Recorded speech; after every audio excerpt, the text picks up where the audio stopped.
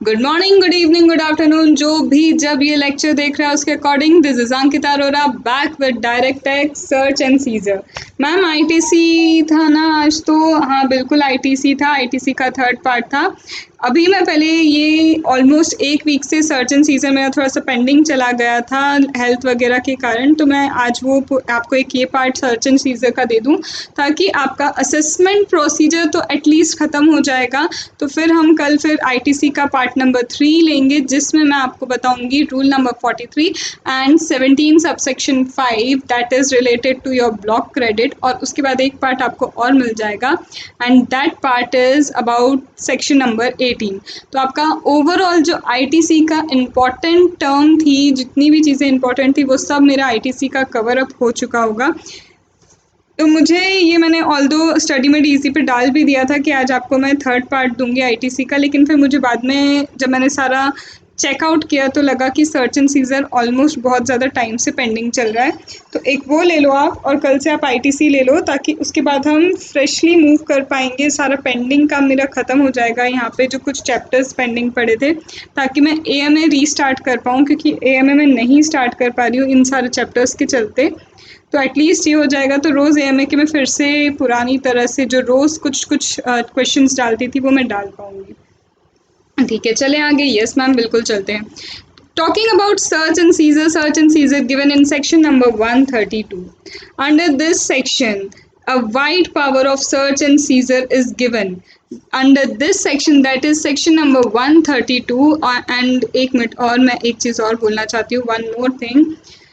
I am converting whole videos of mind to detail video. Already मैं detail video assessment procedure का आपको दे रही थी, लेकिन आगे के भी वीडियोज़ और डिटेल होंगे, सर्च एंड सीजर भी थोड़ा डिटेल होगा, because now we have sufficient time to invest in studies. हमें रश नहीं करना है, तो धीरे धीरे तसल्ली से इसको भी ख़त्म करेंगे, बिकॉज एक बार पढ़ो और लॉन्ग टर्म के लिए पढ़ो, and that is what I believe in. Okay, तो लॉन्ग टर्म मेमोरी में चीज़ें पहुँचानी है तो थोड़ा सा टाइम इन्वेस्ट हम कर लेंगे।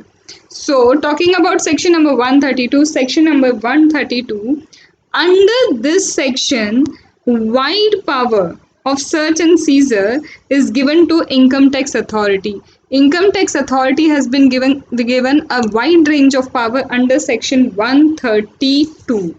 ओके, तो सर्च एंड सीजर में इनकम टैक्स अथॉरिटी को एक वाइड रेंज ऑफ पावर दी है। And if I talk about income tax authority, तो already income tax authority we have discussed in 116 section. हमने 116 सेक्शन में ऑलरेडी इनकम टैक्स अथॉरिटी क्या है ये डिस्कस कर लिया था। Okay, now the first question arise about search and seizure कि सबसे पहले who can authorise for search and scissor.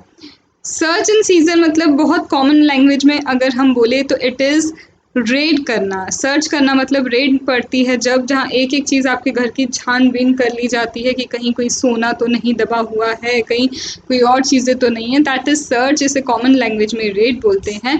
और जो चीज़ें हैं, अगर गुड्स वगैरह ऐसे कुछ मिल जाते हैं जिस पे टैक्स वगैरह का पेमेंट नहीं हुआ है, या फिर कुछ भी नॉन कंप्लायंस के हिसाब से चीज़ें आई हैं, तो दैट सीज्ड, उन्हें सीज कर लिया जाता है। Now who gives the authority, कौन देता है authority, who gives the authority for search and seizure? So who authorize or who issues search warrant? authorize कौन करता है सर्च के लिए, who authorized, कौन authorize करता है, कौन इशू करता है सर्च वारंट।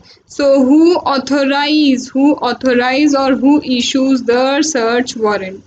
तो सबसे पहले हम बात करते हैं search and seizure can be authorised by DGIT. It can be authorised by director of income tax, chief commissioner और commissioner of income tax, additional director और एडिशनल कमिश्नर, जॉइंट डायरेक्टर और joint commissioner of income tax.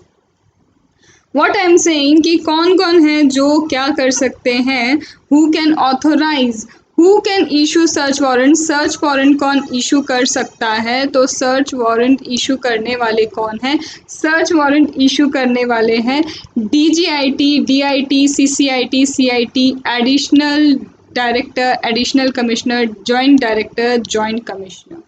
These are all who can authorize for search and seizure.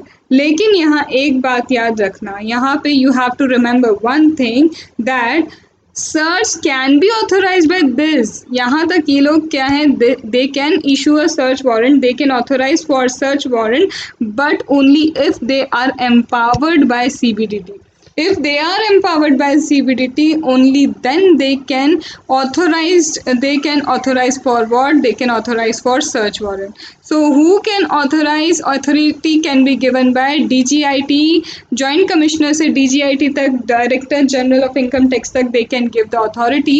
However, जब हम बात करते हैं additional director, additional commissioner, joint director, joint commissioner, they can authorize only if they are empowered by CBDT, only if they are empowered by CBDT. ठीक है, तो authority देना किसके हाथ में है? This we have understood, but when they can do so, when they will issue the search warrant issue कब होगा? तो search warrant will be issued if ये सर्च वारंट कब इशू होगा? On the basis of information, कुछ information है authority के पास and he has reason to believe, authority have an information and on basis of that information authority have reason to believe what? That the person has failed, reason to believe that the person has failed. He has failed for what?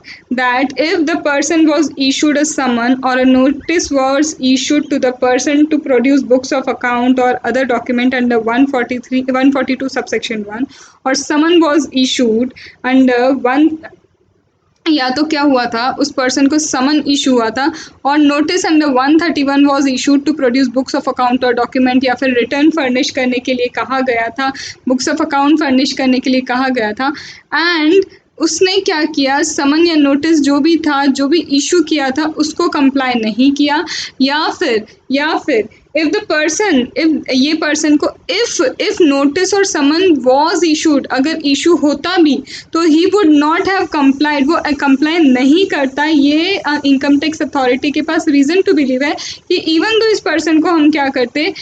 दो हम क्या करते, इस person को issue कर देते notice या फिर समन दे भी देते, तो he would not have complied, या तो इशू कर दिया, नोटिस इशू कर दिया, तब इसने कंप्लाई नहीं किया, या फिर इशू कर भी देते तो वो कंप्लाई नहीं करता।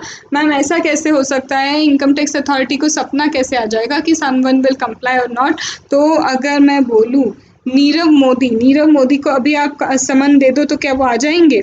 अगर आप क्या करो, किंगफिशर जो जिनकी है विजय माल्या, उनको अगर आप दे देंगे क्या समन वगैरह इशू कर देंगे, तो डू यू थिंक कि वो कंप्लाई करेंगे, रिटर्न भरेंगे सही तरह के? नो। तो यहाँ पे अगर इशू हो जाता तो भी नहीं, और इशू होने के बाद कंप्लाई नहीं किया, इन बोथ द केसेस यहाँ पे क्या हो जाएगा? सर्च वारंट इशू हो जाएगा।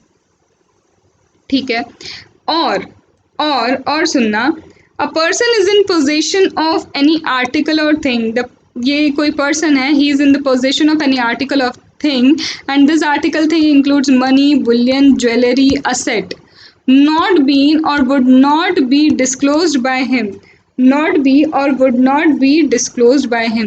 So he is in the possession of article or thing, he is having in the क्या है? पोजेशन है, आर्टिकल और थिंग का क्या है? पोजेशन है, including money, including bullion, he is having certain jewelry, he is having certain assets, either wholly or partly the income which has not been or which would not be disclosed by him.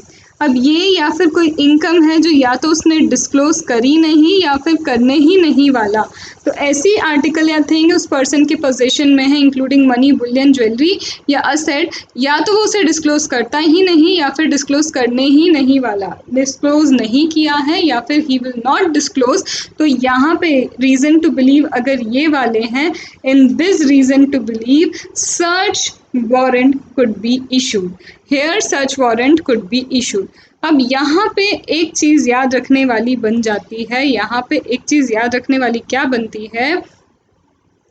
It is hereby declared that reason to believe that is recorded by income tax authority, जब भी ये सब issue करोगे आप search warrant, reason to believe have to be recorded by income tax authority ठीक है, but this reason to believe shall not be disclose to any person और any authority और अपीलेट ट्रिब्यूनल। ये रीजन टू बिलीव डिस्क्लोज नहीं किया जाएगा किसी भी पर्सन, किसी भी अथॉरिटी, किसी भी इनकम टैक्स अपीलेट ट्रिब्यूनल को। It will not be, never be disclose, उसे डिस्क्लोज नहीं किया जाएगा। मोदी जी ने ये डिक्लेयर किया है कि आपको रीजन डिस्क्लोज करने की ज़रूरत नहीं है। ऑल दो जब ये सर्च वारंट इशू करेंगे इन्हें रीज़न नोट करना है, इनकम टैक्स अथॉरिटी को रीज़न ज़रूर नोट करना है, but they will not disclose that reason, वो रीज़न डिस्क्लोज नहीं करेंगे। So is it getting in your head? समझ में आ रहा है सबसे पहले सर्च वारंट कौन इशू करता है, कब करते हैं? फिर आगे हम अब थर्ड क्वेश्चन पे आ जाते हैं। पावर किसकी? Power of authorised officer in course of search and seizure. Power of authorised officer, authorised officer की power in course of search seizure. Power क्या? पावर ऑथोराइज्ड ऑफिसर की in course of search and seizure. क्या क्या power है? ठीक है, तो सबसे पहले डायरेक्टर जनरल और डायरेक्टर और चीफ कमिश्नर और CIT, DGIT, DIT, CCIT, CIT, director general, director of income tax, chief commissioner और commissioner of income tax may authorize any assessing officer, they may authorize any assessing officer, वो किसी assessing officer को authorize कर सकते हैं किस चीज़ के लिए? सर्च वारंट इशू करने के लिए। सो दे में ऑथोराइज, वो ऑथोराइज कर सकते हैं। Then second is additional director, additional commissioner, joint director, joint commissioner. यहाँ पे ये जो एडिशनल डायरेक्टर है, कमिश्नर है, जॉइंट डायरेक्टर या फिर जॉइंट कमिश्नर है, if they are empowered by CBDT, if they are empowered by CBDT, they may also authorize the AO, they may also authorize AO if they are empowered by CBDT। तो यहाँ पे ये अपने आप कर सकते हैं ऑथराइजेशन, बट यहाँ पे इन्हें CBDT ने अगर एम्पावर किया है कि यस आप ऑथराइजेशन ट्रांसफर कर सकते हैं, तो in that case they can also authorise AO, they can also authorise AO। आई बात समझ में? यस मैम, आई। अब यहाँ पे एक चीज़ समझना मेरी, ये जो ऑथोराइजेशन यहाँ पे डीजीआईटी, डीआईटी, सीसीआईटी दे रहा है, यहाँ पे ये जो additional commissioner, additional director, joint commissioner, ये कौन सी अथॉरिटी दे रहे हैं? क्वेश्चन ये है कि ये किस चीज़ की अथॉरिटी दे रहे हैं। मैंने अभी बोला कि सर्च वारंट की इशू करने की अथॉरिटी दे रहे हैं, तो यहाँ पे एक चीज़ बताओ, क्या ऐसा हो सकता है कि सर्च वारंट की अथॉरिटी वो दे पाएंगे? एक बार लॉजिकली सोचो। देखो, मुझे एटलीस्ट पता है, जैसे ही मैं अगर कुछ यहाँ पे आपको गलत बोलती हूँ ना, आई एक्सपेक्ट कि एटलीस्ट एक आध कमेंट आएगा, मैम सर्च वारंट कैसे, ऑल्दो मैं बाद में इसी वीडियो में चीज़ें सही कर देती हूँ, बट उससे आपके अलर्ट होने का पता चलता है। मैं शुरू से बोल रही हूँ maintain two way communication, maintain two way communication, but you people are lacking behind, आप लोग पीछे हो रहे हैं, you are not maintaining a two way communication. क्यों नहीं कर रहे? I don't know. I am giving you a platform where you can raise any of your doubt, I am giving you whole of the chapters, I am trying, okay I am lacking behind, मैं थोड़ा सा देर से दे पा रही हूँ, but I am giving you full course for the DT, IDT, इसका and your custom as well as AMA। जब सब कुछ मिल रहा है, I am giving you chance कि आप कहीं भी मुझे स्टडी मेड ईजी पे या फिर कमेंट में डाउट पूछो, I will reply. So what is lacking behind? अब क्या चीज़ें छूट रही हैं? मैं आपसे कुछ क्वेश्चन पूछती हूँ।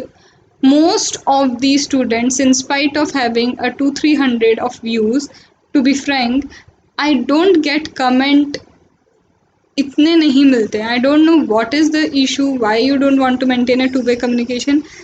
एक बार कोशिश करके देखो, मुझे भी पता चल जाता है कौन से बच्चे हैं जो पढ़ के समझ पा रहे हैं मेरे वीडियोस को, किन्हें क्या दिक्कत आ रही है। ऑल्दो मैं हर वीडियो पे रिप्लाई नहीं करती हूँ, आई लीव मतलब मैं लाइक कर देती हूँ उन कमेंट को, बट मुझे एटलीस्ट पता तो चलता है।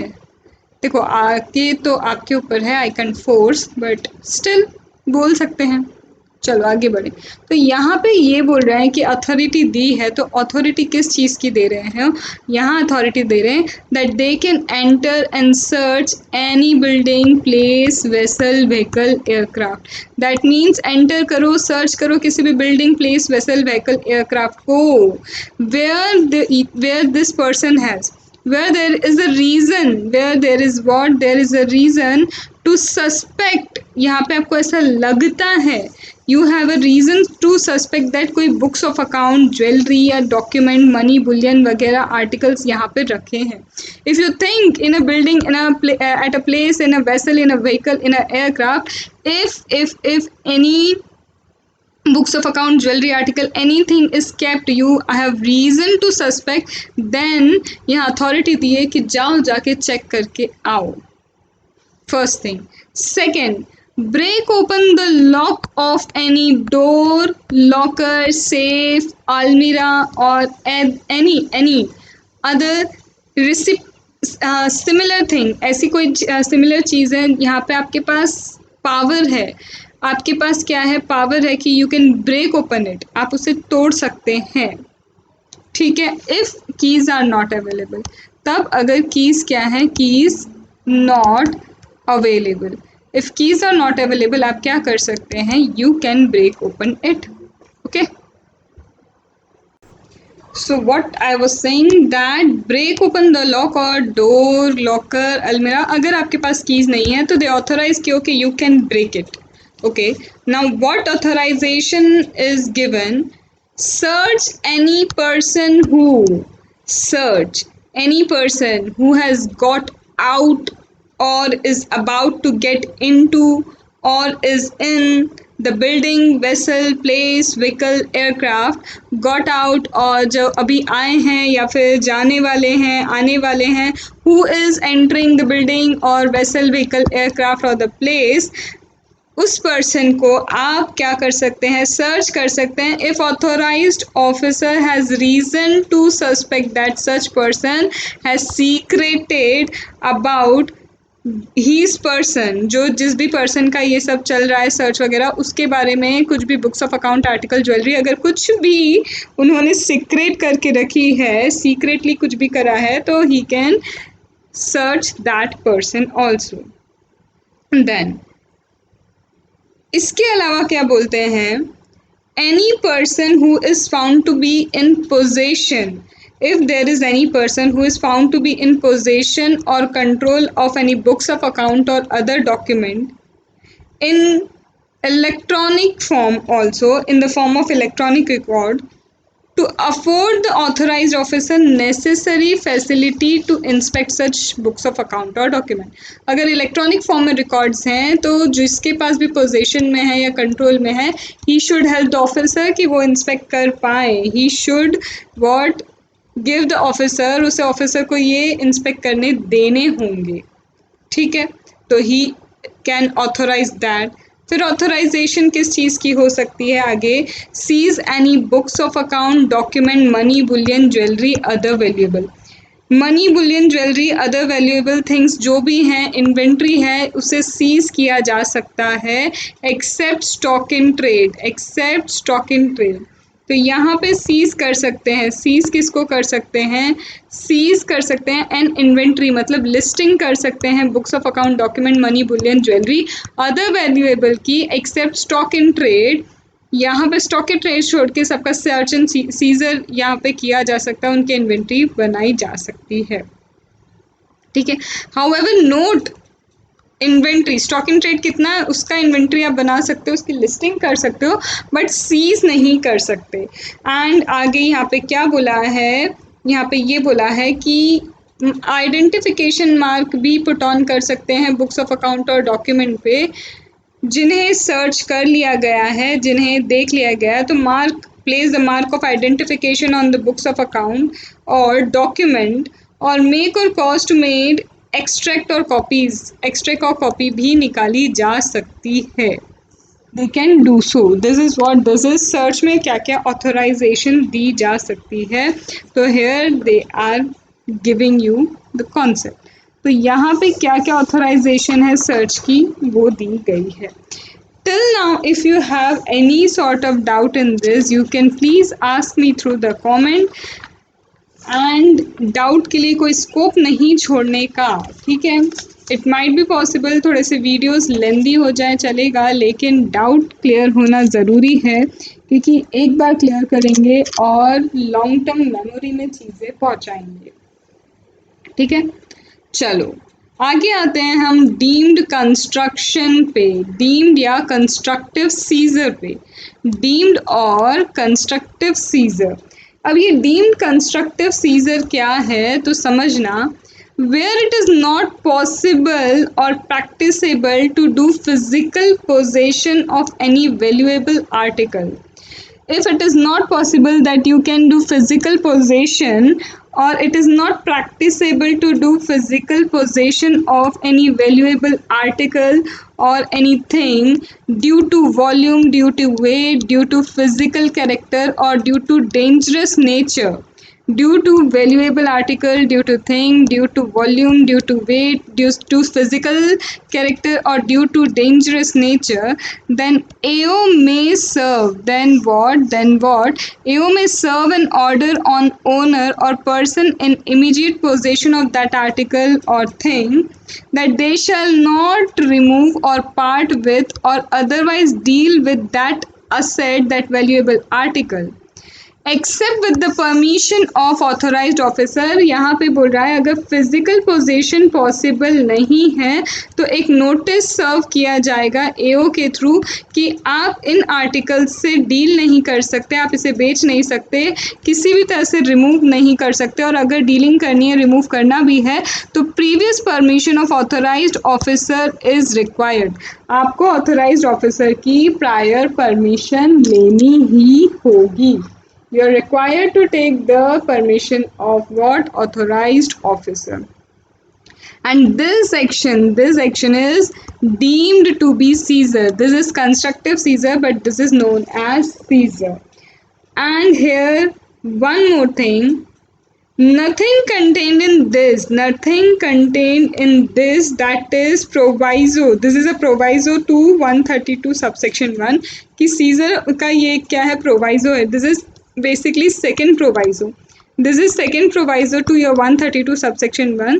तो यहाँ बोलता है this deemed or constructive seizure will not apply. यहाँ पे ये shall apply in case of article, it shall apply in case of thing, ठीक है, but it shall not apply where nothing contained here shall apply to stock in trade. यहाँ पे ये stock in trade पे नहीं लगेगा, ठीक है। तो nothing will apply here to the stock in trade, ये लिखा। सो दिस इज डीम्ड और कंस्ट्रक्टिव सीजर। होप आपको चीजें समझ में आई है, ठीक है। आगे बढ़ें, यस बढ़ते हैं। कब बढ़ेंगे? अभी बढ़ेंगे। ऑर्डर ऑफ रेस्ट्रेंट पे आते हैं। अब 132 subsection 3 we are covering section 132 that is search seizure. कौन ऑथोराइज करता है, कब ऑथोराइज करता है, पावर क्या है, वो हमने देखा। And deem constructive seizure that is second proviso to 132 subsection 1 we have completed. Now we are on order of restraint that is 132 subsection 3। Order of restraint that is 132 subsection 3। AO, if it is not practicable to seize the books of account or documents or money, bullion, jewelry, other valuable other than the reason given here, मतलब ये कि कोई भी books of account, document या फिर bullions वगैरह को, article को आप सीज नहीं कर पा रहे, but the reason is not volume, the reason is not nature, कोई और रीज़न है। एग्जाम्पल, एक्चुअल में किसी और के पास वो गुड्स देखे गए, लेकिन हमें शक है कि ये गुड्स जो हैं इसी पर्सन के हैं जिसको हम सर्च कर रहे हैं। तो यहाँ पे ओनरशिप अभी प्रूफ नहीं हुई है, तो हम अभी सीज कैसे करें किसी और से लेके उस पर्टिकुलर गुड्स को। तो वहाँ उस पर्टिकुलर, ये हमें लग रहा है सर्च तो इनके यहाँ पे हो रही है, लेकिन इस बंदे के यहाँ पे हमें डायमंड सेट मिल गया, जो यहाँ पे क्या है, ये दोनों पार्टनर हैं। यहाँ पे ये दोनों पार्टनर है, इनके यहाँ डायमंड सेट मिला, तो यहाँ पे हमें लग रहा है बिलोंग तो ये इसी को करता है, लेकिन हम अभी क्या नहीं कर सकते, ये इसका सीजर नहीं कर सकते। तो यहाँ पे नेचर वॉल्यूम वगैरह का रीज़न नहीं है, तो इन दिस केस क्या होगा, यहाँ पे ऑर्डर सर्व होगा टू द ओनर और इमीडिएट पर्सन। ओनर या इमीडिएट पर्सन जो है, ओनर या फिर the person who is immediate position, who is having the immediate position of this, उन्हें ऑर्डर सर्व होगा that you should not remove और पार्ट अवे और deal with that asset or with jewelry bullion जो भी है without previous permission of authorized officer। Without the previous permission of authorised officer आप क्या नहीं कर सकते, आप रिमूवल नहीं कर सकते। विदाउट प्रीवियस परमिशन आप क्या नहीं कर सकते, रिमूवल नहीं कर सकते हैं। So are you getting the point? Yes ma'am, I am getting the point. अगर कोई दिक्कत आती है तो पूछो। तो ऑर्डर ऑफ रेस्ट्रेंट जब आप चाह के भी सीजर नहीं कर सकते तो एक ऑर्डर दे दो कि आप इनमें डील नहीं कर सकते, और जहाँ फिजिकली पॉसिबल नहीं है, प्रैक्टिसेबल नहीं है, वहाँ ऑर्डर दे दो, तो वो कंस्ट्रक्टिव क्या हो जाएगा, आपका सीजर हो जाएगा। ओके, यस मैम, आगे बढ़ सकते हैं। अब ये जो ऑर्डर आपने दिया है, ये जो ऑर्डर है, ये order shell not be in force, ये कब तक फोर्सेबल रहेगा, तो ये फोर्सेबल रहेगा ओनली फॉर 60 डेज। मतलब 60 डेज से ज़्यादा इसका क्या नहीं होगा, एलिजिबिलिटी नहीं होगा। So shall not be in force for more than, shall not be in force for more than 60 days from date of order, shall not be more than 60 days for the date of order, and if no circumstance, in no circumstance prohibitory order shall remain in force beyond 60 days from the date of order। मतलब क्या है इसका, इसका मतलब ये है, समझना अच्छे से। फाइनेंस ये कहाँ आया था, फाइनेंस एक्ट 2002 में आया था। क्या कि ये जो ऑर्डर है 132 सबसेक्शन 3 का, shall not be in force for a period exceeding 60 days, 60 days से ज़्यादा ये क्या नहीं होगा, एक्सटेंड नहीं हो सकता। मतलब इससे ज़्यादा की इसकी एनफोर्सिबिलिटी नहीं रहेगी। कहाँ से, from the date of order, जिस दिन ऑर्डर दिया उस दिन से 60 डेज तक ये वैलिड रहेगा, उससे ज़्यादा वैलिड नहीं रहेगा। एंड अंडर नो सर्कमस्टेंस, कोई भी सर्कमस्टेंस हो, under no circumstance prohibitory order passed under this section, किसी भी सेक्शन, किसी भी सर्कमस्टेंसेस में, किसी भी सर्कमस्टेंस में ये जो प्रोहिबिटरी ऑर्डर पास हुआ है 132 सब सेक्शन 3 में, shall remain in force beyond a period of 60 days from the date of order. मतलब किसी भी सर्कमस्टेंस में ये 60 डेज से आगे नहीं निकल सकता। एग्जाम्पल एक लेते हैं। एग्जाम्पल क्या है, authorised officer when conducted search on an SSC, ये एसएससी है, इन एसएससी पे इन्होंने सर्च कंडक्ट की, कुछ ज्वेलरी वगैरह मिलती है उनको उनके ब्रदर के रूम में। इस एसएससी के ऊपर एक्चुअल में क्या हुआ था, सर्च किया गया, लेकिन इसके ब्रदर के रूम में क्या मिली, कुछ ज्वेलरी मिल गई। ठीक है, कुछ भी वैल्यूएबल आर्टिकल थिंग ज्वेलरी मिलते हैं। ठीक है, now the brother has shown jewellery in his return, but यहाँ पे इनके रिटर्न में इसने शो भी कर दिया ये मेरी ज्वेलरी है। However, AO has a doubt that the jewelry in possession of assessie's brother belong to SSC or not। इन्हें लग रहा है कि एक्चुअल में भले ही उसने रिटर्न में दिखा दी, बट एक्चुअल में ये इस SSC की है या नहीं, ये मुझे चेक करना ही होगा। तो ही पासेज अ रेस्ट्रेन ऑर्डर, तो AO ने क्या किया, रेस्ट्रेन ऑर्डर पास कर दिया। और किसको रेस्ट्रेन ऑर्डर पास किया, ब्रदर ऑफ एसएससी को, that he can not deal with that asset, he can not remove it. ठीक है, now within 60 days of order he can ask एसएससीज brother to hand over jewellery to him. सिर्फ 60 days का time है, इन 60 days में ही इस brother को बोला जा सकता है ये ज्वेलरी हमें हैंड ओवर कर दो। एंड इन केस वो नहीं ऐसा करता है, he does not do so, the order of restraint will come to an end. अगर 60 डेज में ऐसा एओ ने नहीं किया, हैंड ओवर नहीं लिया, तो उसके बाद ऑर्डर ऑफ रेस्ट्रेंट एंड हो जाता है। इसके मतलब उसके बाद कुछ नहीं किया जा सकता है। कोई भी सर्कमस्टेंस हो जाए, कोई भी सर्कमस्टेंस की बात कर रहे हैं, Within 60 days of order, he can ask SSC's brother to hand over the jewelry to him. And in case अगर ये SSC की ब्रदर ने भी नहीं दी ना ज्वेलरी 60 डेज के अंदर, तो कोई भी सर्कमस्टेंस हो प्रोहिबिटरी ऑर्डर 60 डेज के बियॉन्ड नहीं जा सकता है। ये बात समझो। आई बात समझ में? Yes ma'am. आगे बढ़े। Yes ma'am.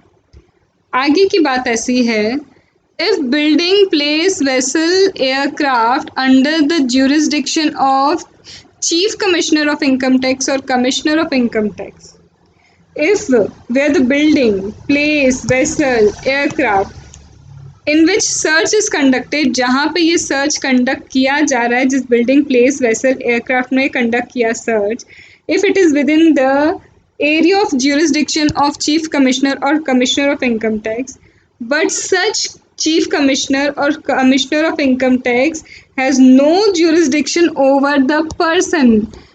एरिया, ये जिस एरिया में बिल्डिंग प्लेस वेसल आ रही है वहाँ पे तो इनका ज्यूरिसडिक्शन है, बट एसएससी पे इनका कोई ज्यूरिसडिक्शन नहीं है। They are not having the jurisdiction over the person on whom raid is conducted. ठीक है। एंड सच चीफ कमिश्नर और सीआईटी, ये चीफ कमिश्नर और सीआईटी जो है, he has the reason to believe, इनके पास रीज़न टू बिलीव है क्या, कि अगर हमने कुछ भी डिले किया तो यहाँ पे अब क्या होगा। देखो सीधी बात है, ज्यूरिसडिक्शन इस सीआईटी सीसीआईटी के पास इन चीज़ों का है, बिल्डिंग प्लेस वगैरह का। इस एसएससी के ऊपर कोई ज्यूरिसडिक्शन नहीं है। अब पहले ये सीसीआईटी क्या करेगी, इस एरिया वाले सीसीआईटी सीआईटी से परमिशन लेगी, पर इन्हें लगता है कि इनसे अथॉरिटी लेने में डिले हो सकता है, इतनी सी भी देरी की तो नुकसान हो जाएगा, interest of revenue prejudicial to the interest of revenue होगा। तो इन दैट केस, उस केस में क्या होगा, इन दैट केस अगर ये इनका ओपिनियन है कि getting authorisation for jurisdiction will be prejudicial for the interest of revenue, तो यहाँ पे वो क्या कर सकते हैं, दे कैन ऑथोराइज्ड, वो ऑथोराइज कर सकते हैं ऑथोराइज्ड ऑफिसर को कि आप सर्च करो।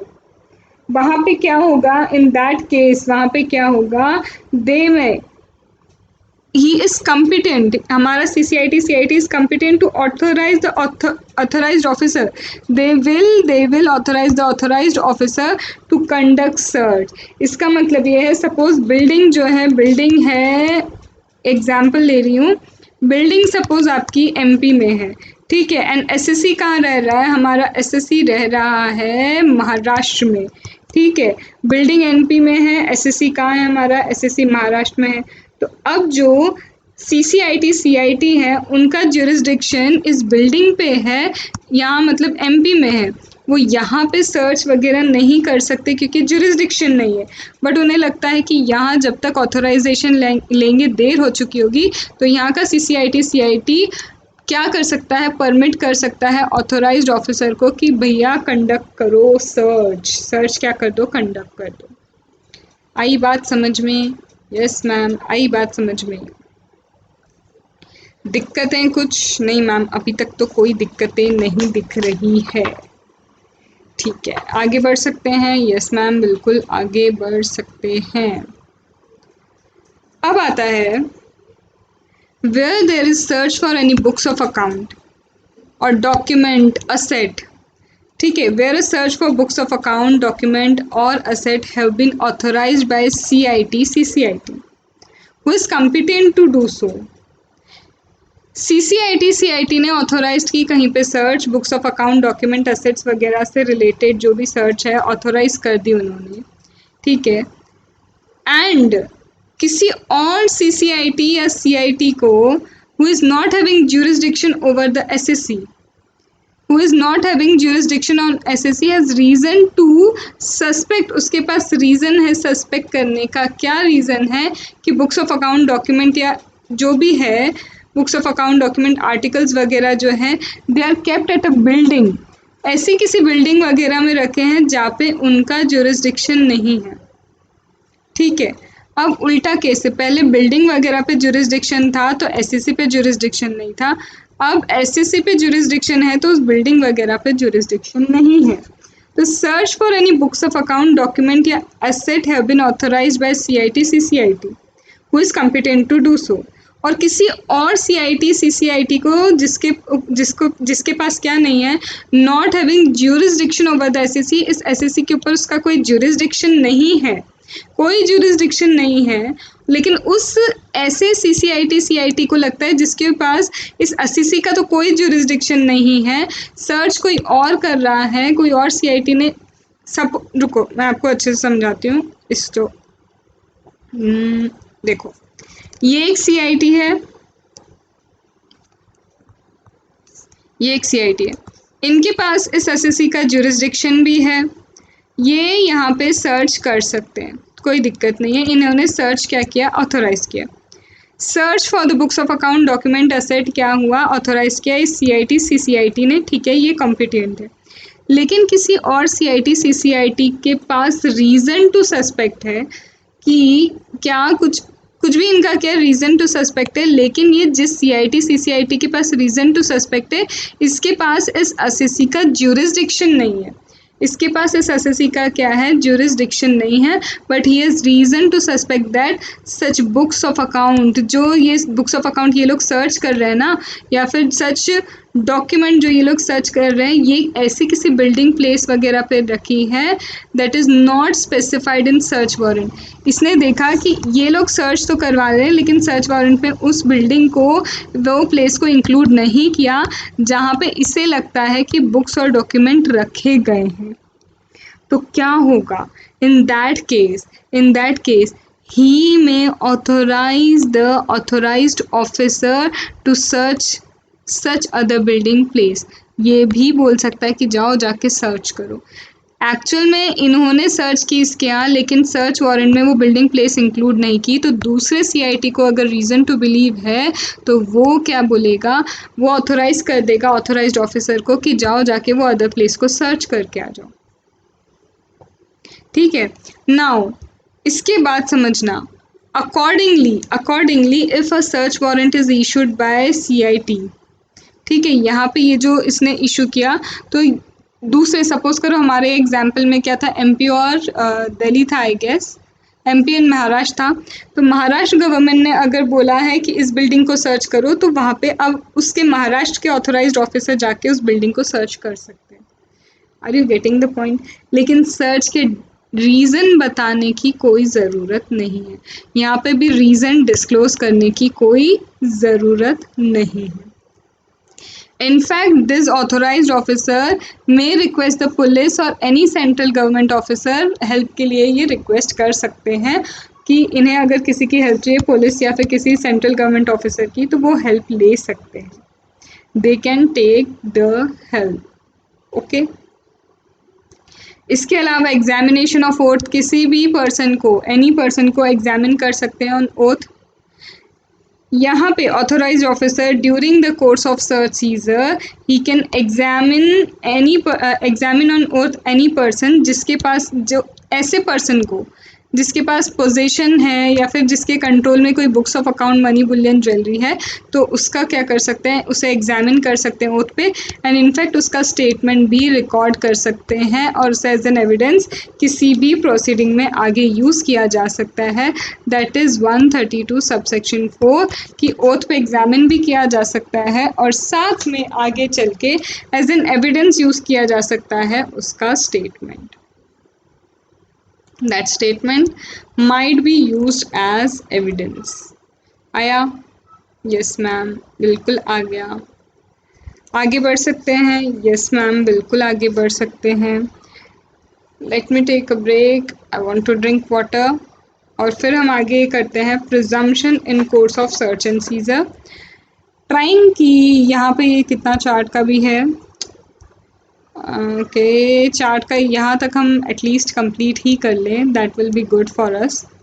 तो प्रिजम्पशन के बाद हम वो दोनों सेक्शन भी कंप्लीट कर ही लेते हैं, थोड़ा टाइम लगेगा बट ठीक है। फिर लास्ट पार्ट आपका एक और सर्च एंड सीजर का है, तो फिर वो आपको मैं देख के फाइनली आपका assessment procedure will come to an end, ठीक है। So we were on presumption in Course of search and seizure. What are the presumption in course of search and seizure? Let us do this. That what are the presumption? So first is where any books of account, document, money, bullion, jewelry, other valuable is found in the possession or control of a person in course of search.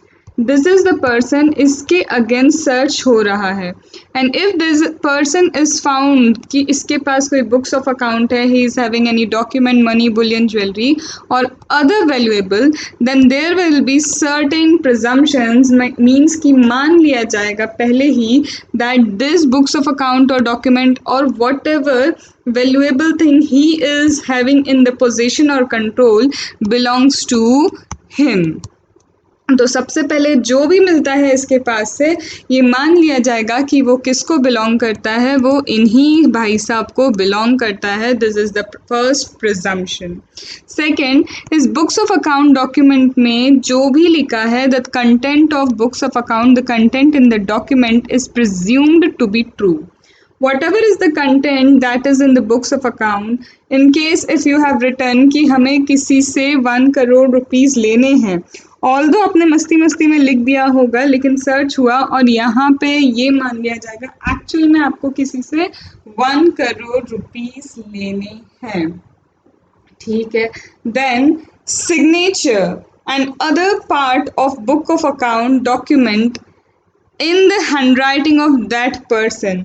मतलब क्या है, इसका मतलब ये है signature जो भी करके रखी है, that the signature and every other part of the books of account और डॉक्यूमेंट जो भी चीज़ें लिखी होंगी, दैट जो जिसकी भी राइटिंग हो, लेकिन ये माना जाएगा कि ये हमारे असेसी की ही राइटिंग है और उन्हीं ने लिखा है. And in case the document is stamped, executed or attested that it was duly stamped, duly executed or assisted by this person by whom it purports to have been so executed or attested. यहाँ पे signature या फिर कोई भी part of the document जिस भी hand writing में लिखा है, लेकिन माना जाएगा कि इन्होंने लिखा है. And if the document is stamped, executed और अटेस्टेड, तो ये माना जाएगा कि ये किसने अटेस्ट किया है, इसी पर्सन ने अटेस्ट किया है, ये मान लिया जाएगा. Then period of retention of books of account and other documents. जो भी डॉक्यूमेंट्स हैं, जो भी बुक्स ऑफ अकाउंट है जिन्हें रिटेन करना है, तो period of retention of the books of account और other document shall not be more than 30 days from the date of order of assessment reassessment under section 153A. यहाँ पे जो books of account वगैरह है उनका जो रिटेंशन होगा, books of accounts वगैरह है उनका जो क्या है रिटेंशन है, वहाँ पे रिटेंशन मोर देन 30 days नहीं हो सकता from the date of order when assessment reassessment. Assessment reassessment का जो ऑर्डर आया है सेक्शन 153A में, वहाँ से 30 days से ज़्यादा का क्या नहीं हो सकता, रिटेंशन नहीं हो सकता. And if books of account 30 days से ज़्यादा रिटेन करने हैं तो परमिशन किसकी चाहिए, CIT CCIT की. Prior approval is required by the CIT CCIT and this permission will be given when reason is recorded in writing. Recorded reason देंगे आप इन रिटर्न, तभी जाके 30 days से ज़्यादा बुक्स ऑफ अकाउंट वगैरह क्या कर सकते हैं, आप रख सकते हैं, रिटेन कर सकते हैं. However, no retention after 30 days after all the proceedings are completed in respect of year for which books of account or document that are relevant. अब सारी प्रोसीडिंग्स ख़त्म हो गई है, प्रोसीडिंग्स के बाद आप ये बुक्स ऑफ अकाउंट को रिटेन थोड़ी ना कर सकते हो. तो बोल रहे प्रोसीडिंग्स होने के बाद 30 days तक बुक्स ऑफ अकाउंट रख लो, उसके बाद किसी भी सिचुएशन में अब आप वो बुक्स ऑफ अकाउंट नहीं रख सकते जिस रेलिवेंट ईयर के लिए वो बुक्स ऑफ अकाउंट हैं. ठीक है. तो यहाँ प्रिजम्पशन क्या है कि जो चीज़ मिलेगी इसी पर्सन की मानी जाएगी, जो कंटेंट होगा वो ट्रू माना जाएगा, हैंड राइटिंग इन्हीं की मानी जाएगी, एग्जीक्यूशन इन्हीं का माना जाएगा, रिटेंशन 30 डेज तक हो सकता है from the order of assessment reassessment under 153। अगर 30 डेज से ज़्यादा का रिटेंशन चाहिए, if you want the retention for more than 30 days, record reason चाहिए and CIT CCIT approval is required. However, this retention of more than 30 days is not possible after the completion of proceeding in respect to the year for which the books of account or documents relevant. Person क्या कर सकता है, he can extract the books of account, कुछ extracts लेना है ले सकता है, he can get the copy of the books of account और document in the custody in presence of authorised officer. Authorised officer की प्रेजेंस में he can take what, he can take the extract और copy of books of account, इनकी ले सकता है। ये है हमारा presumption.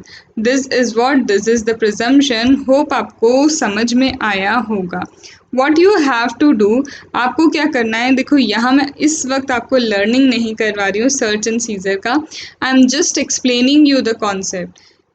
Search and scissor is really a simple chapter, but उसको एक बार बस समझाना था, तो दैट आई एम डूइंग। आपको क्या करना है, जैसे ही एक कॉन्सेप्ट ख़त्म होता है उसके बाद you have to pause the video and you have to start revising कि हमने अभी तक क्या क्या इसमें देखा है, क्या समझा है, तो that will make you recall the overall concepts. Okay, तो यहाँ पे आपको प्रिजम्पशन मैंने बता दिया, व्हाट इज प्रिजम्पशन। देन हमने क्या किया है, सर्च एंड सीजर में 132 सबसेक्शन 1, 132 सबसेक्शन 3, प्रोवाइजो करा है 132 सबसेक्शन 1 का proviso, second number proviso we have done. तो just do recall all this concepts. Okay, now covering 132 में 132(9)(a), 132(9)(a), 132(9)(b), 132(9)(c and it's 139, it's not, there is a mistake, just a minute, this is 132, here it is a mistake, it's 132, here also it's 132, please make the correction in your chart, it is 132, okay, it's 132,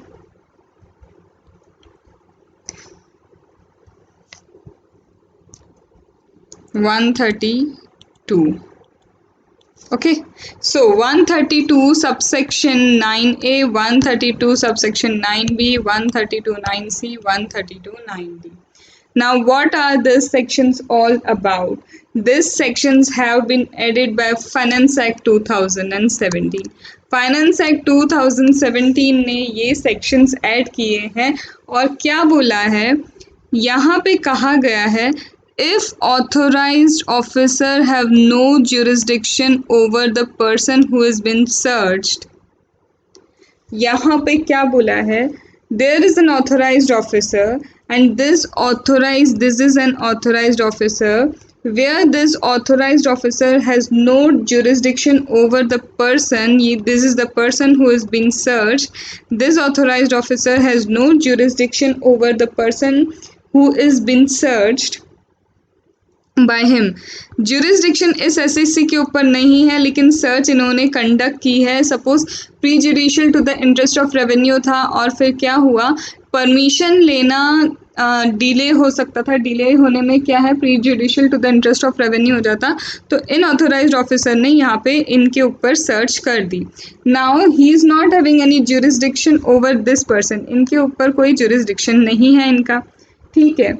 now क्या हुआ, where this authorized officer has no jurisdiction over the person searched by him, then the books of account, then what, then the books of account, then other documents or any money, bullion, jewelry or other valuable article or thing, whatever seized जो भी seize किया है इन्होंने, it could B books of account, it could B document, it could B Boolean, it could B money, it could B jewellery. So whatever have been seized by them shall be handed over by this authorized officer to the AO who is having jurisdiction over such person.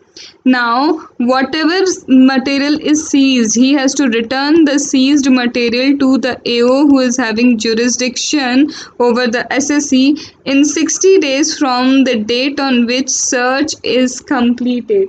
Search complete होने के बाद, after the completion of search, within 60 days ये जितना भी उसने seize किया है, being no jurisdiction over the person who is been search, तो ये ऑथोराइज्ड ऑफिसर जिस एओ के पास जुरिस्डिक्शन है उन्हें क्या कर देंगे, he will provide all, he will provide what, he will provide all the materials that is being searched by him, and then power will be exercise by AO, and फिर AO को जैसा power exercise करना है, and thereupon the power is exercise by exercisable by authorised officer shall be exercise by AO. अब तक जो power क्या है हमारा ऑथोराइज्ड ऑफिसर एक्सरसाइज कर रहा था, अब वो एओ एक्सरसाइज करेंगे.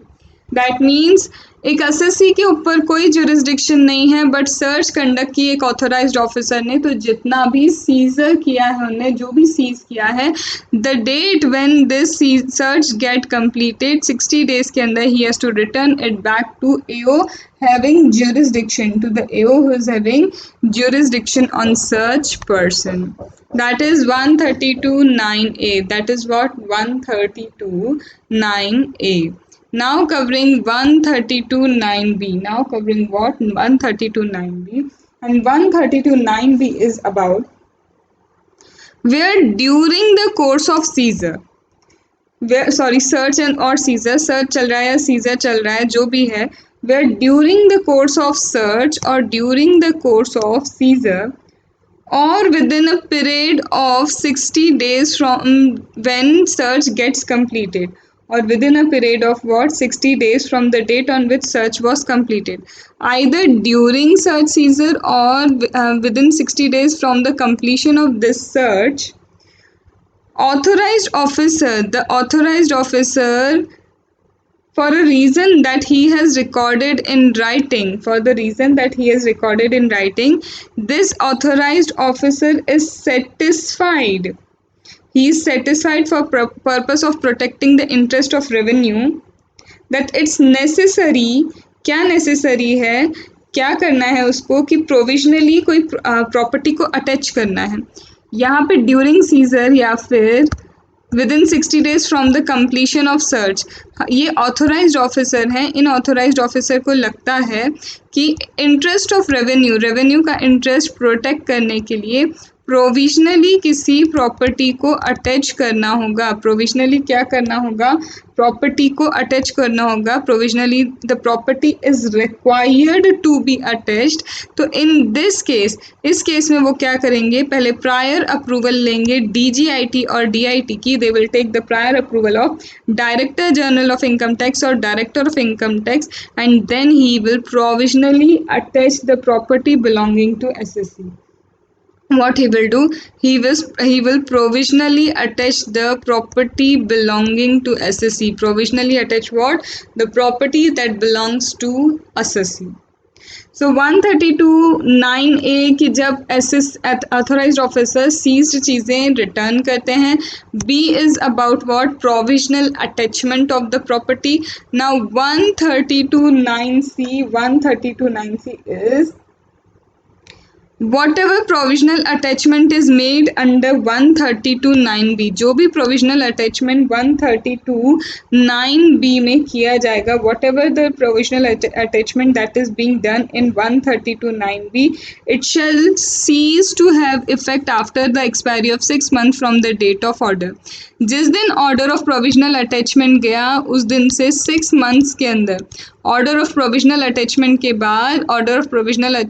बाद 6 मंथ्स, विद इन 6 मंथ्स क्या हो जाएगा, ये ऑर्डर की एक्सपायरी हो जाएगी. So after expiry of 6 month from the date of order, ये प्रोविजनल अटैचमेंट की वैलिडिटी खत्म हो जाती है। That mean 6 month is the time for a provisional attachment of any property. 6 महीने तक आप प्रोविजनली अटैच कर सकते हैं।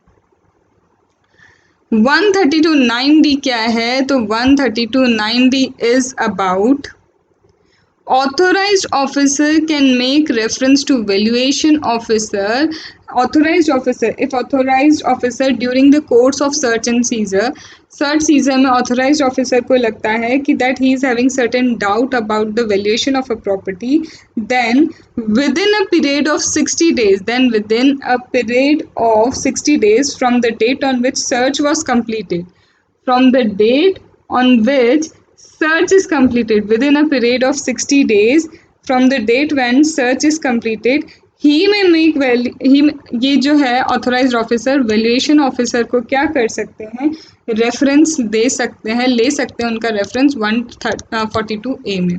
सो ऑथोराइज्ड ऑफिसर को लगता है कि किसी प्रॉपर्टी की वैल्यूएशन में डाउट है, तो जैसे ही सर्च कंप्लीट होता है, सर्च कंप्लीट होने से 60 डेज के अंदर, with in period of 60 days, ये आप लिख लीजिएगा, ये नहीं लिखा है यहाँ पे, तो with in a period of 60 days from the completion of search, within a period of 60 days from the date on which search is completed, this authorized officer can make reference to the valuation officer, और ये valuation officer estimate करेंगे fair market value and submit करेंगे report within 60 days from the receipt of reference.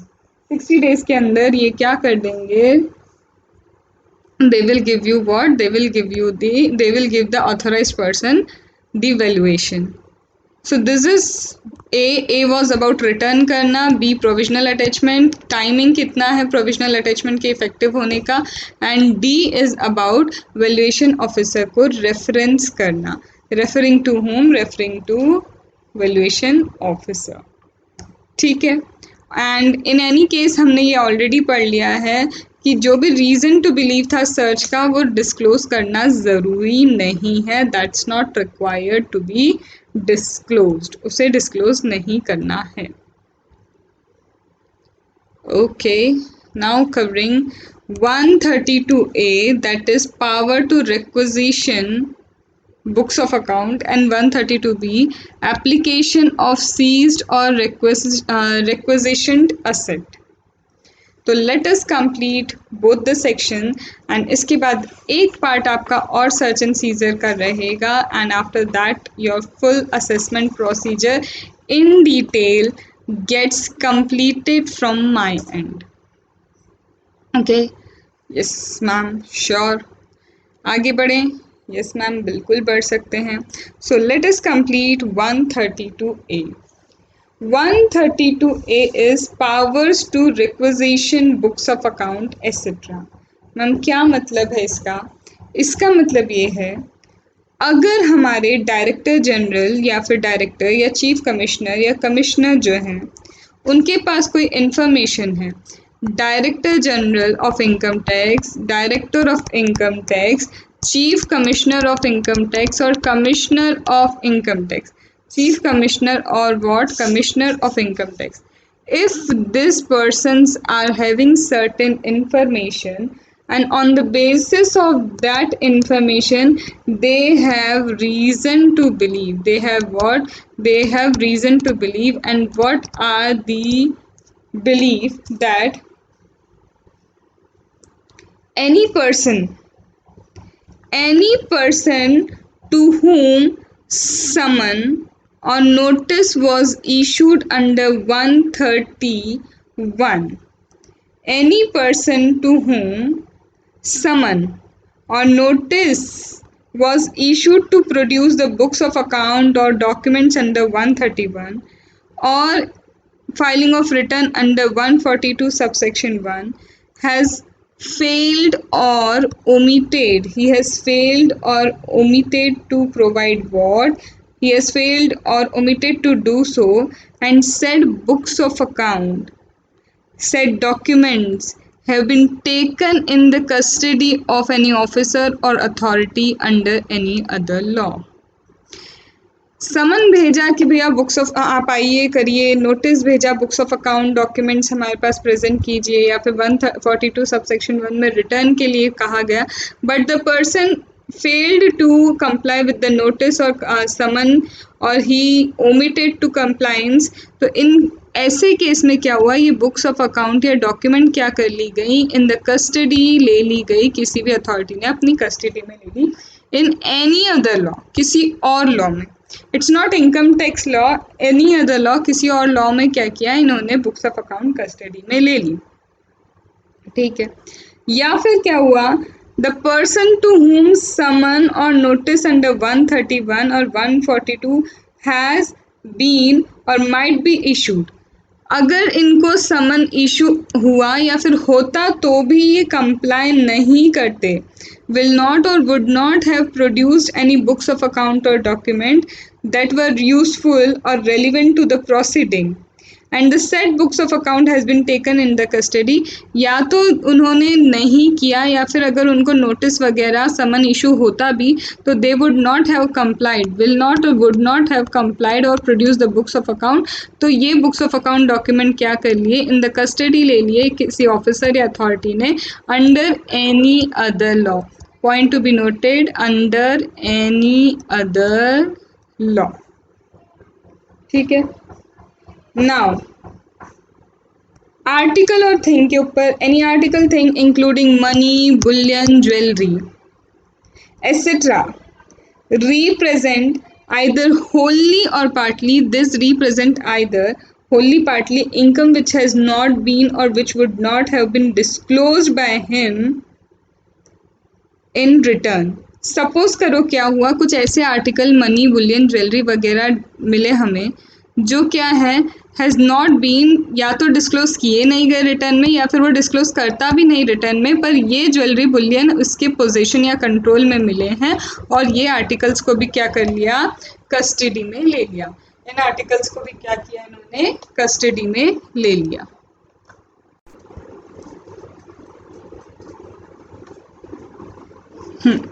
तो यहाँ पे क्या हुआ, officer और authority under any other law, like यहाँ पे क्या हुआ है, अब इन्होंने तो कस्टडी में ले लिया books of account, Boolean, jewellery जो भी था कस्टडी में ले लिया।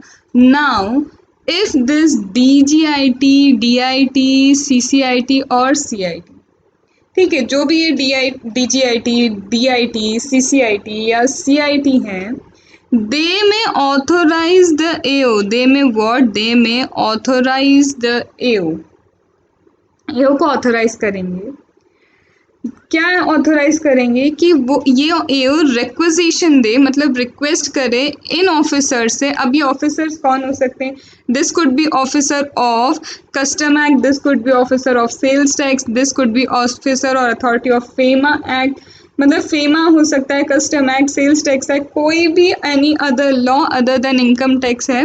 तो यहाँ इन्हें ऑथोराइज किया है कि आप जाइए रिक्वेजिशन, आप रिक्वेस्ट कीजिए, किससे आप रिक्वेजिशन कर रिक्वेस्ट कर रहे हैं, इन ऑफिसर या अथॉरिटी से, you are requesting this officer और अथॉरिटी, तो AO को बोला है कि आप इनसे क्या करिए, बुक्स ऑफ अकाउंट, डॉक्यूमेंट या एसेट जो हैं वो ले लीजिए, इनसे बोलिए कि आपको डिलीवर कर दें, ठीक है। तो this authority is given by this person and this AO will request to officer और authority under any other law, right? Okay. Now, on receiving the request, this officer or authority, what they will do on a requisition being made to this authority, the officer or authority of this FEMA Act or of Custom Act या Sales Tax Act, जो भी other law के authority हैं, they shall deliver such books of account, documents or asset to the requisition officer either immediately, वो लोग they shall, जैसे उनका काम होगा तो या तो immediately रिटर्न कर देंगे या फिर वो कब रिटेन करेंगे, जब उनका काम हो जाएगा, and that is no longer necessary to retain the same in their custody, तो वो उन्हें रिटर्न कर देंगे। एंड देन वही 132 दैट इज़ आपका क्या स्टार्ट हो जाएगा, सर्च वगैरह का काम, या फिर 132B सीज्ड या फिर रिक्वेजिशन, जो अभी हम 132B यहाँ पे पढ़ेंगे, उसके प्रोविजंस यहाँ पे अप्लीकेबल हो जाएंगे, या तो सर्च सीजर के कम प्रोविजन एप्लीकेबल हो जाएंगे और साथ में किसके, ये जो 132B जस्ट हम पढ़ने जा रहे हैं इसके प्रोविजंस यहाँ पे क्या हो जाएंगे, एप्लीकेबल हो जाएंगे। आया यहाँ तक समझ में? यस मैम, यहाँ तक आया कि अगर कुछ रीज़न टू बिलीव है DGIT, DIT, CCIT, CIT का, और वो रीजंस है समन इशू करा, नोटिस इशू किया या 142 सबसेक्शन 1 का नोटिस इशू किया, उन्होंने कंप्लाई नहीं किया या फिर इशू करते तब भी they would not have complied, तो बुक्स ऑफ अकाउंट वगैरह कस्टडी में ले लिए या फिर आर्टिकल वगैरह ऐसे कुछ मिले हैं कंट्रोल पोजीशन में जो इन्हें बिलोंग नहीं करते थे, जो इन्हें क्या है बिलोंग नहीं करते थे, या फिर क्या है पोजीशन में मिले हैं, तो वहाँ पे भी वो आर्टिकल्स वगैरह क्या कर लिए हैं, पोजीशन में ले लिए कि डाउटफुल है कि ये इनके हैं नहीं हैं, डिस्क्लोज किया नहीं किया, तो यहाँ पे इन्हें पोजीशन में ले लिया किसी और ऑफिसर ने, तो फिर ये DIT DGIT वगैरह क्या करेंगे, AO को ऑथोराइज करेंगे कि आप रिक्वेजिशन दो, क्या करो आप रिक्वेजिशन किसको देंगे, रिक्वेजिशन आप देंगे इन ऑफिसर्स को और इनसे ही बुक्स ऑफ अकाउंट लेने के लिए रिक्वेस्ट करेंगे और वो लोग भी आपको दे देंगे वो बुक्स जैसे ही उनका काम हो जाएगा, या फिर फॉरवर्ड वैसे की वैसे आपको इमीडिएटली भी दे सकते हैं, ठीक है। और उसके बाद 132 और 132B के प्रोविजंस एप्लीकेबल हो जाएंगे। Okay, now covering 132B, that is application of seized or requisitioned asset. Now application of what? Application of seized or requisitioned asset. Now जो असेट्स हमने सीज करके रखे हैं, जो भी असेट्स हमारे पास रिक्वेस्ट की थी और हमारे पास आई है, अब उनका यूज़ कैसे होगा, उन्हें कहाँ यूज़ किया जाएगा, कैसे अप्लाई किया जाएगा करंट लाइबिलिटी या फिर इन सबको क्या करने के लिए, कवर अप करने के लिए, रिकवर करने के लिए। तो यहाँ पे assets seized under 132 और 132A, दैट इज यहाँ पे जो asset रिक्वेस्ट करके ली गई है या फिर सर्च में हमने सीज की है, तो यहाँ वही हो गया, यहाँ 132 के प्रोविजन भी लग सकते थे एंड 132B, मतलब कैसे यूज़ करेंगे उन असेट्स को जो हमने रिक्वेस्ट करके ली है। तो 132 या 132A में जो भी असेट्स को सीज करा है उन्हें कैसे यूज़ किया जाएगा, that will be dealt in following manner. These are the following manner in which this asset will be dealt, and that is in covering up the existing liability under the act. In covering the existing liability under act, आप existing liability जो है वो आप पूरी कर सकते हैं, या फिर liability determined on completion of assessment reassessment under 153A, मतलब सर्च सीजर के बाद जो आपका assessment reassessment होता है उसमें जो भी आपकी liability determine हुई है वो, plus assessment of assessment year relevant to the previous year in which search initiated or requisition made, along with the liability that is determined for the previous year relevant to the assessment year जब search initiate हुआ था या requisition किया गया था, and this liability includes penalty and interest payable. इन liabilities में penalty, interest payable वगैरह सब इंक्लूडेड है। या फिर liability that arise on application to settlement commission, settlement commission को एप्लीकेशन की और यहाँ से भी कुछ लाइबिलिटी आती है, तो एग्जिस्टिंग लाइबिलिटी या 153A की लाइबिलिटी या सेटलमेंट कमीशन की लाइबिलिटी निकलती है, तो उन्हें कवर अप करने के लिए, रिकवर करने के लिए इन असेट्स को रिक्वेजिशन असेट या फिर सीज्ड असेट को यूटिलाइज किया जा सकता है, ठीक है। Okay, so this may be recovered out of search assets. ये जितनी भी लाइबिलिटी हमने अभी पढ़ी इन्हें इन असेट से रिकवर किया जा सकता है, हाउएवर प्रोवाइडेड दैट, लेकिन अगर ये जो कंसर्न पर्सन है, if this concern person makes application to AO within 30 days from the end of the month in which asset was seized for release of the asset and source of acquisition, उसने बता दिया कि ये asset देखो मैंने यहाँ खरीदी थी, जेन्युइन है, ये कोई गलत तरीके से खरीदी हुई असेट नहीं है, और वो within 30 days from the end of the month जब सीजर हुआ था, when the asset was seize, जब असेट सीज की गई थी वहाँ से उस मंथ के एंड से 30 डेज के अंदर वो क्या करता है, एप्लीकेशन करता है रिलीज करने के लिए। तब क्या होगा इन दैट केस, अगर एओ सेटिस्फाइड है तो, अगर एओ सेटिस्फाइड है, एओ किस बात के लिए सेटिस्फाइड है, तो अगर एओ सेटिस्फाइड है that the amount of existing liability, ये जो अमाउंट ऑफ एग्जिस्टिंग लाइबिलिटी है that has been referred in the clause जो हमने अभी पढ़ा था, that could be recovered out of the asset and remaining, वो रिकवर हो सकती है out of such asset and the remaining portion if any of the asset may be released with the prior approval of CIT or CCIT to the person from whom custody the asset were seized. अगर हमारा एओ satisfied है कि ये जो existing liability है इसे recover किया जा सकता है, it could be recovered from out of the assets that are remaining. इसके अलावा जितनी असेट्स है, इन असेट से क्या किया जा सकता है, सपोज उसने जिन असेट्स को हटाने की बात की कि ये तो उसने सोर्स भी बता दिया, सोर्स बताने के बाद वो बोल रहा है मेरी इन असेट्स को रिलीज कर दो। अब एओ सेटिस्फाइड है, एओ के सेटिस्फेक्शन पे बात जाती है, क्या एओ के सेटिस्फेक्शन पे बात जाती है कि एओ अगर सेटिस्फाइड है किस चीज़ के लिए, that the amount of any existing liability, ये जो एग्जिस्टिंग लाइबिलिटी है ये रिकवर की जा सकती है out of such assets and the remaining portion if any, इससे क्या कर सकते हैं हम, रिकवर कर सकते हैं, क्या कर सकते हैं, ये जो असेट, ये इंसान सब असेसी बोल रहा है, ये जिस असेट के बारे में ये असेसी क्या कह रहा है कि मेरी ये असेट क्या कर दो, आप रिलीज कर दो।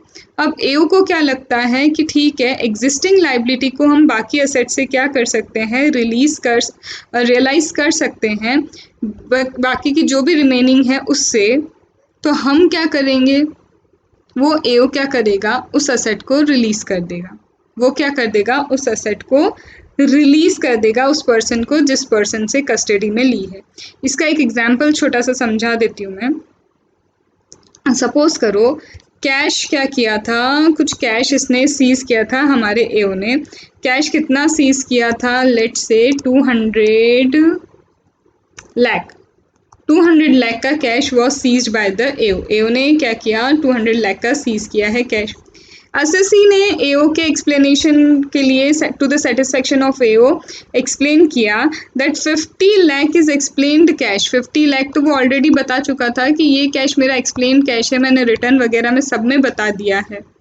And existing income tax liability, और अभी जो एग्जिस्टिंग इनकम टैक्स लाइबिलिटी है उस पर्सन की सिर्फ 35 लाख रुपीज़ है। तो एओ क्या करेगा, एओ शैल रिलीज दिस 15 लाख। एओ क्या करेगा, इस 50 लाख में से अपनी क्या है, लाइबिलिटी पूरी कर लेगा। दैट मीन्स लाइबिलिटी पूरी करने के बाद ये जो 15 लाख है ये वापस रिटर्न कर देगा। मतलब क्या है कि इन असेट में से अगर एओ को लगता है कि एग्जिस्टिंग लाइबिलिटी मेरी रिकवर की जा सकती है तो पहले एओ एग्जिस्टिंग लाइबिलिटी रिकवर करेगा और जितना पोर्शन बचा है वो रिमेनिंग पोर्शन क्या कर देगा, रिटर्न कर देगा किसको, असेसी को। ठीक है, सो एओ यहाँ पे इस केस में AO will return 15 lakh, he will release the 15 lakh after paying existing liability. उसने एक्सप्लेन कर दिया ना, क्यों एक्सप्लेन वाले में से, क्योंकि जो चीज़ एक्सप्लेन नहीं की उस पर तो अभी और टैक्स लेना बचा है अनएक्सप्लेन इनकम के तौर पे, तो इसलिए जितना एक्सप्लेन्ड है, एक्सप्लेन में से एग्जिस्टिंग लाइबिलिटी वो रिकवर करेगा और एग्जिस्टिंग लाइबिलिटी रिकवर करने के बाद remaining asset will be return to assessee. बाकी की असेट किसको रिटर्न कर दी जाएगी, असेसी को रिटर्न कर दी जाएगी। I hope you are getting the thing, I hope you are getting the thing. ठीक है, नाउ दिस एग्जिस्टिंग लाइबिलिटी के लिए और क्या बोला है, प्रोवाइडेड फर्दर, आगे क्या बोला है, that such asset or any portion that we have just discussed, ये जो asset या उसका कोई भी portion जो है, ठीक है, shall be released within 120 days from the date on which search was completed. Now जो remaining portion बचता है asset का, या फिर the asset or the remaining portion of the asset that we have right now discussed, it shall be release, कब तक release करना है इसे, इस असेट को, ये जो 15 लाख है कब तक रिलीज हो सकते हैं, within 120 days from the date when the search was completed. Search के कंप्लीशन के बाद 120 डेज में इसे क्या किया जा सकता है, रिलीज आउट किया जा सकता है। ठीक है, ओके।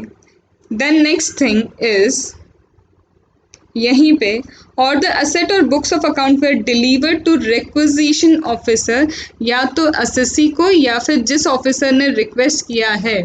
132A में किसी ऑफिसर ने रिक्वेस्ट किया, आपका काम हो गया तो अब ये सारी बुक्स ऑफ अकाउंट वगैरह हमें दे दो, तो यहाँ पे या तो उन्हें डिलीवर कर दी जाएगी या 120 डेज में एसएससी को रिटर्न कर दी जाएंगी ये असेट।